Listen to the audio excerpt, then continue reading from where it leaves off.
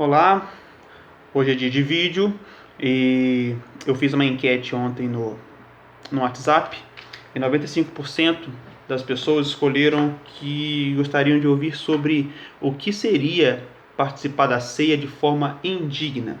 Primeiramente, quero mandar um abraço aí para os irmãos da igreja Holiness. Domingo eu estive lá, participando de um momento de comunhão com eles. Fui muito bem recebido e quero deixar um abraço aí para eles, que Deus abençoe. Bom, o que é participar de forma indigna da ceia? Como eu tento fazer sempre aqui nos vídeos, é mostrar o que os líderes e as denominações ensinam hoje e o que eu creio ser. As denominações hoje diz que participar de forma indigna é participar em pecado. No caso, se você roubou, e você participa da ceia, você está participando de forma indigna, sem discernir o corpo. Se você está disciplinado e você toma, você também está participando de forma indigna, você não é digno de participar da ceia. E coisas do tipo. Agora, vamos ler o texto e vamos tentar entender o porquê que Paulo falou que alguns estavam participando da ceia de forma indigna e o que eles estavam fazendo para, aos olhos de Paulo, a atitude deles ser taxado como uma atitude indigna. Bom, primeiramente, vamos perguntar para o texto. 1 Coríntios 11, eu separei aqui alguns versos apenas, algumas palavras para a gente poder entender. Primeiramente, 1 Coríntios 11, verso 17. Olha o que Paulo fala. Nisto, porém, que vos prescrevo, não vos louvo, porquanto vos ajuntais não para melhor, e sim para pior. Ele está falando da ceia do Senhor aqui.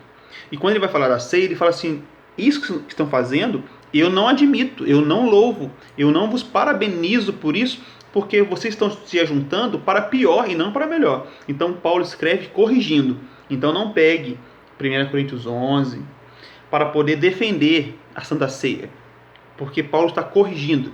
Segundo, não existe Santa Ceia. A palavra santa não existe na Bíblia. Santa Ceia não existe. É ceia, ceia do Senhor. Versículo 17, então, Paulo fala que ele vai escrever corrigindo. Ele não está louvando os coríntios pela forma que a ceia está sendo ministrada. No versículo 20, fala assim: quando, pois, vos reunis no mesmo lugar, não é a ceia do Senhor que comeis. Não é. Porque ao comerdes, cada um toma antecipadamente a sua própria ceia. E há quem tenha fome, ao passo que há também quem se embriague. 22. Nada tendes porventura, não tendes porventura casas onde comer e beber?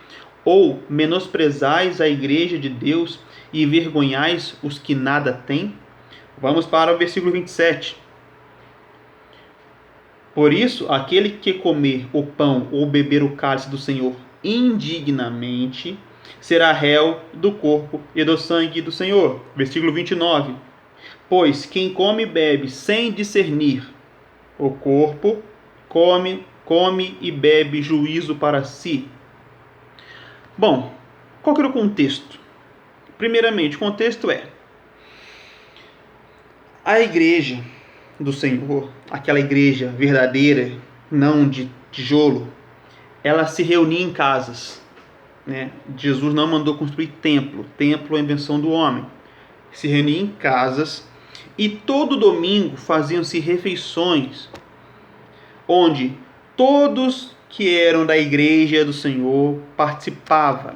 Essa refeição chamava-se ceia. Ceia não é um pedacinho de pão, nem um pouquinho de suco de uva. A ceia é uma refeição. Quando você vai fazer a ceia de Natal, você não come um pouquinho de cada coisa. Um pouquinho disso e um pouquinho daquilo e acabou. Não, a mesa é farta, é uma refeição. A ceia é uma refeição. E a prática, segundo a tradição judaica, diz que os cristãos se reuniam juntos. Ou seja, pobres, ricos, pretos, brancos, alto, baixo. Esse momento era um momento de comunhão, onde todos deveriam se enxergar de forma igual. Não tinha essa divisão na igreja, não deveria ter essa divisão. E qual que era o esquema? Levava-se comida, os que tinham mais levavam-se comida, quem tinha menos levava o pouco que tinha, quem não tinha nada não levava nada, mas ia também. E todos, depois que estivessem acomodados, comiam igualmente. Os que tinham muito, os que tinham pouco, comiam de forma igual. Mas o que estava acontecendo? Os que tinham muito, eles estavam menosprezando os que não tinham, estavam comendo, esquecendo do outro. Se sobrasse, o outro comia, se não sobrasse, o outro não comia. É o que diz aqui no versículo 22. Fala assim: menosprezais a igreja de Deus e envergonhais os que nada têm. Ele vai falar também que enquanto uns passam fome, outros se embriagam. O que significa? Enquanto uns comem muito, outros não comem nada. E essa não é a intenção da ceia. A intenção é que todos participem de forma igual da ceia, da refeição. Quando as pessoas fazem isso, ou seja, não esperar pelas outras, quando as pessoas tomam a própria ceia, esquecendo que a ceia não é particular e sim um momento de comunhão, quando as pessoas fazem isso, Paulo fala o quê? Que elas estão bebendo do cálice do Senhor de forma indigna, que elas estão participando sem discernir o corpo. Discernir o corpo aqui é entender que o corpo de Cristo tem como membros, né, todas as partes não são iguais. Cada um tem sua função, porém para Deus existe uma igualdade. Nós não podemos olhar para o outro achando que nós somos superiores. Pelo contrário, a ceia do Senhor, ela deveria ensinar que nós devemos colocar o outro em primeiro lugar. Só que eles estavam colocando a si em primeiro lugar. Estavam comendo e deixando o resto para os outros. E essa atitude é chamada por Paulo comer e beber juízo para si. E o versículo 33 e 34 explica tudo isso. Olha o que diz: assim, pois, irmãos meus, quando vos reunis para comer, esperai um pelos outros. Se alguém tem fome, coma em casa, a fim de não vos reunirdes para juízo. A mesma palavra que ele usa lá, beber juízo. Quanto às demais coisas, eu vos ordenarei quando for ter convosco. Então, tomar a ceia do Senhor dignamente, beber juízo, não é quando você comete um pecado e participa. É não esperar pelas outras pessoas. E a ceia do Senhor é uma refeição. Tá? Segundo Mateus 26, que Jesus participou da ceia, né, que era uma Páscoa.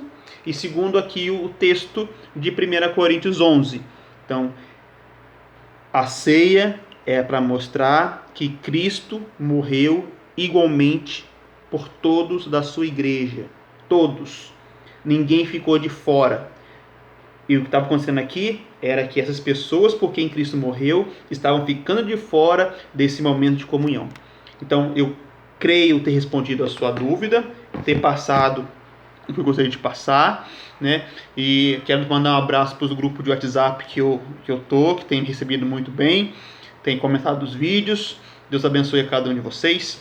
E quando tiver alguma dúvida, quiser perguntar, quiser compartilhar, fique à vontade. Que Deus abençoe a todos e até a próxima.